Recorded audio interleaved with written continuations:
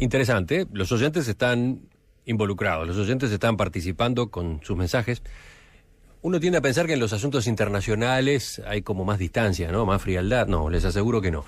Un mensaje de los últimos que llegó, el de Raúl, dice: ¿por qué no tratan un día de hablar de los verdaderos responsables? Los que lucran con toda esta violencia. Esos no tienen nacionalidad ni principios, dice. Muy bueno, totalmente de acuerdo. Totalmente. Por supuesto que sí. Totalmente.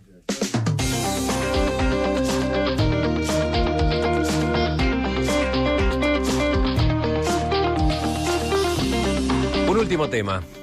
La crisis humanitaria asociada a la inmigración ilegal continúa teniendo al mar Mediterráneo como uno de sus escenarios más problemáticos, al tiempo que el sudeste asiático también empieza a convertirse en un foco de preocupación fuerte.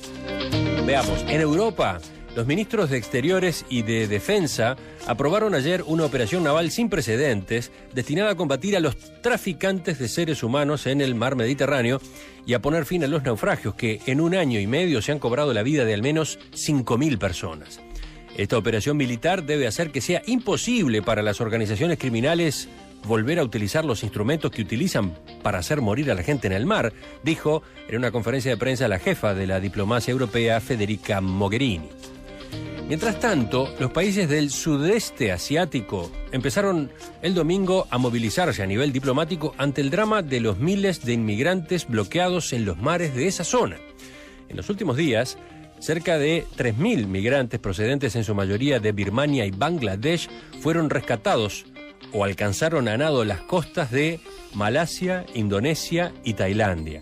Actualmente se cree que miles más están bloqueados en buques sobrecargados en el Golfo de Bengala, con cada vez menos comida y agua potable. La mayoría de esos migrantes pertenecen a una minoría musulmana denominada a una minoría musulmana discriminada en Birmania, donde la mayoría es budista. Junto a ellos hay bangladesíes que huyen de la miseria en su país, que es uno de los más pobres del mundo. Malasia y Tailandia han anunciado que alejarán todos los barcos cargados de inmigrantes que entren en sus aguas territoriales, e Indonesia, por su lado, está preocupada de los efectos de tener que afrontar sola esta situación. ¿Qué dicen ustedes sobre este drama que tendíamos a ubicar en el Mediterráneo últimamente, ¿no? Pero tiene todas estas manifestaciones también. ¿Quién empieza? Rafael, vamos contigo desde París. Bueno, sí, lo que muestra esta situación en el sudeste asiático es que el problema de los desplazamientos de población no tiene un único foco, sino que tiene prácticamente toda la superficie del planeta como foco. De hecho, los desplazamientos más grandes de población no son ni en Europa ni en el sudeste asiático, sino dentro de África. En cuanto a los dos casos estos, de las últimas novedades en cuanto a la situación europea y a este nuevo episodio que involucra a países del sudeste asiático, mi primera reacción es que no tienen vergüenza. Hay en este momento en el Golfo de Bengala, como decías, 8 a 10.000 tipos que están parados arriba de un corcho, esperando a ver que se les acabe la comida y la bebida. 8.000 o 10.000, supongamos, cuando estos países tienen respectivamente, en el caso de Indonesia, 250 millones de personas poblándolo, Malasia 30 y Tailandia 67. Es decir, ¿qué puede representar o significar el ingreso de esta gente, sea perseguida o sea simplemente miserable y hambrienta, en sociedades de ese porte? Lo mismo vale para Europa, que acaban uno tras de otro los estados europeos de rechazar la propuesta de las cuotas que presentó la Comisión Europea. Es decir, son 20.000, en algunos casos, personas que tendrían que ser acogidas. No, en absoluto, con países que no solamente son muy poblados también en la mayoría de los casos, sino que además tienen los recursos como para hacerse cargo de esa gente. Y en cuanto a destruir las embarcaciones, ¿por qué no?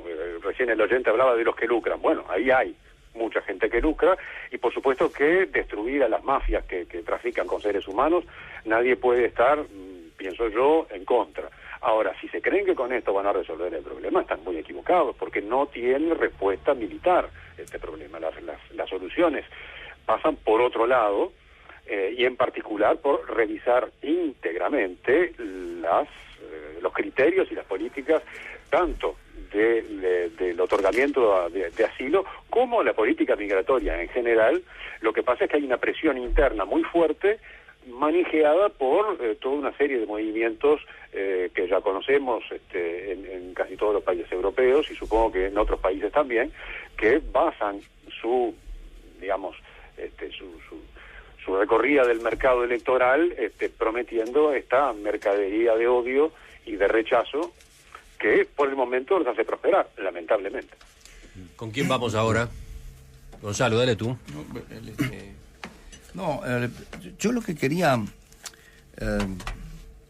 señalar aquí es lo raro y lo novedoso de esta resolución del Consejo de Seguridad de Naciones Unidas que la Unión Europea promueve y pretende adaptar.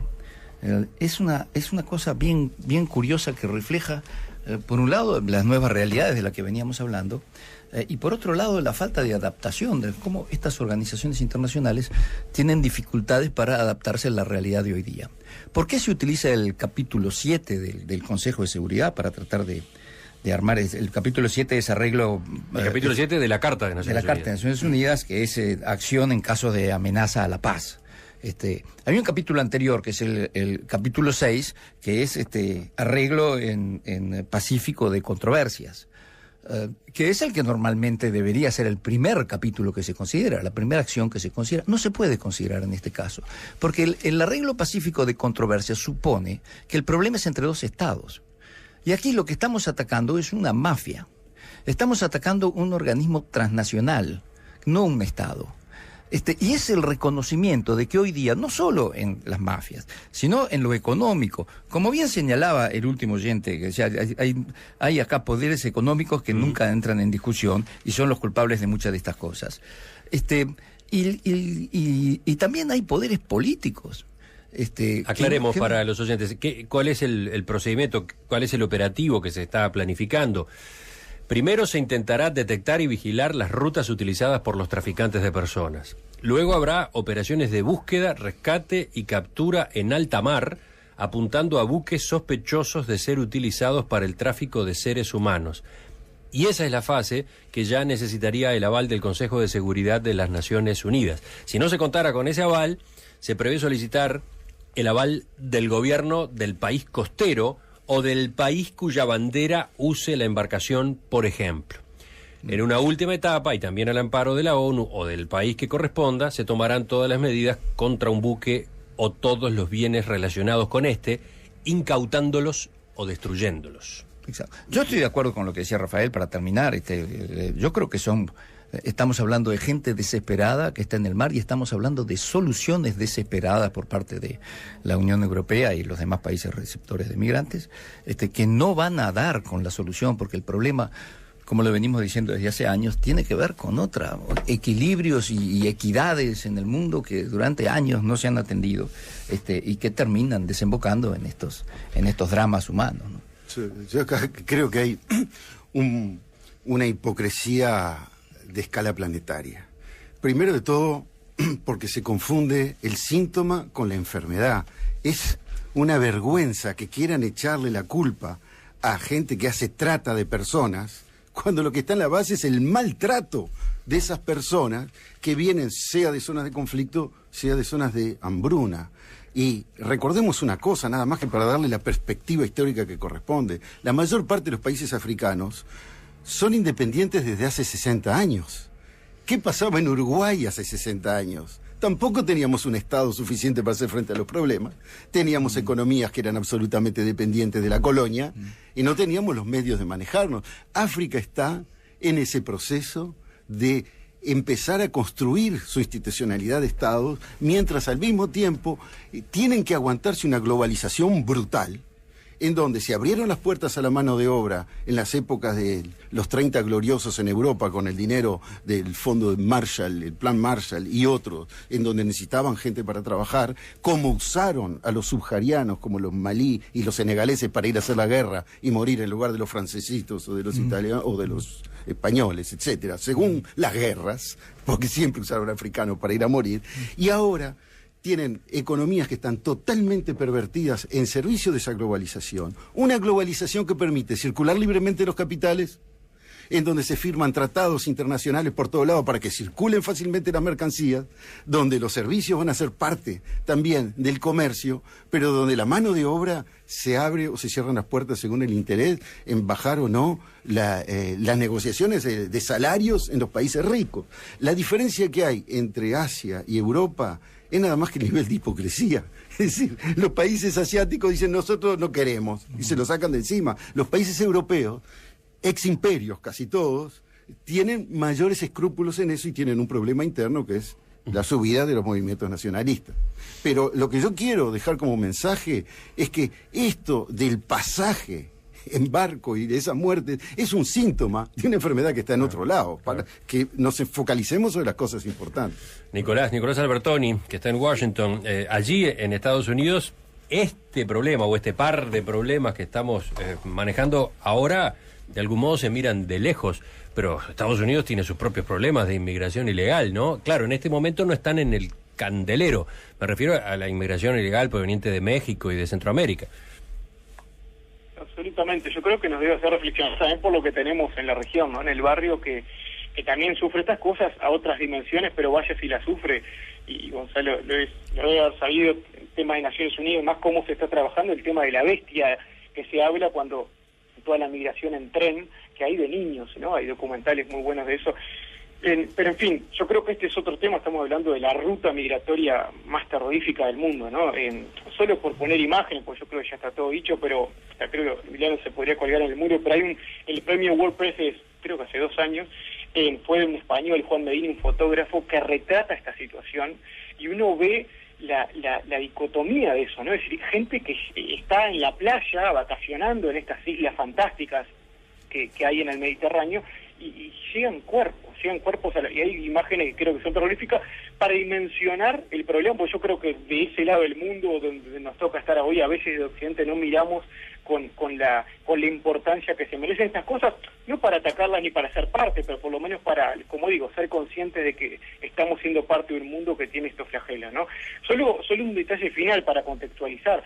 Yo creo que, de mi parte, es bueno ver por qué surge esta poca generosidad que surge del mundo, ¿no? Porque ahora es como que nadie quiere, parece, ni desde Asia ni desde Europa, tomar esta bandera, ¿no? Dice, bueno, yo no dudo que puedan ser conscientes de los gobiernos europeos y, bueno, algo está pasando, tenemos que tomar una resolución. Yo creo que ahora lo de la misión Libia, que va a durar 14 meses, es una respuesta a eso de parte de Europa.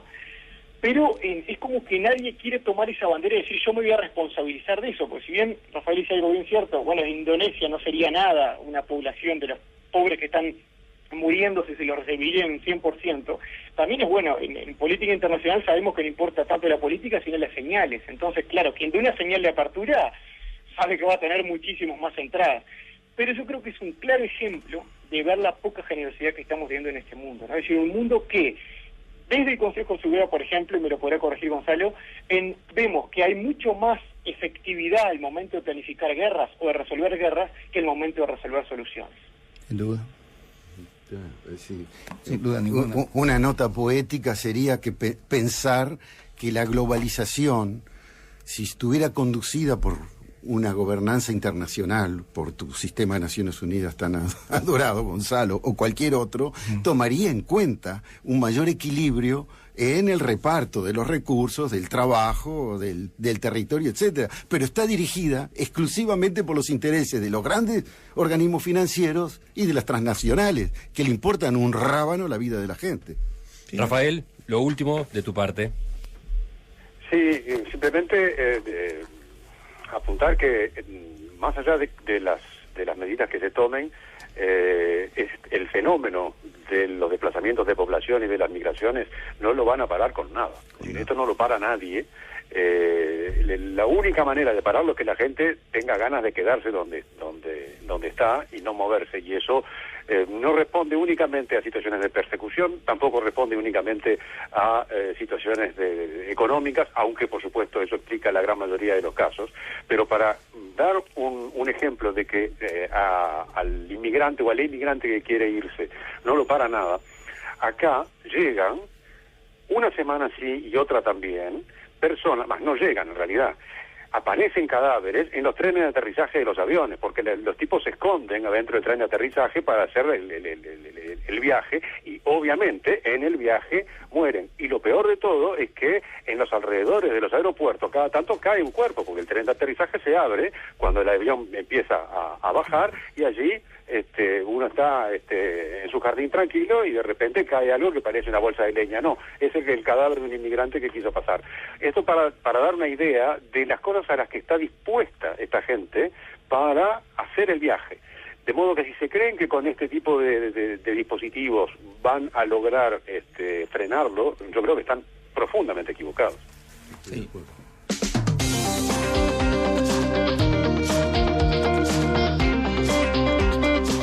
Estremecedores esos ejemplos que manejó Rafael, ¿no? Sin duda. Sí. Imaginen estar en un jardín de las afueras de París y que caiga del cielo un cuerpo, ¿no? De un inmigrante ilegal. Peor imaginarse el cuerpo. Rafael Mandresi en Francia, Nicolás Albertoni en Estados Unidos, Gonzalo Pérez del Castillo y Leo Harari aquí en estudios. Gracias por acompañarnos en esta mesa internacional de hoy. Gracias a usted, quedó mucho por decir. Sí. Pero repetimos, en cualquier momento nos reencontramos. Gracias. Mucho gusto, gracias.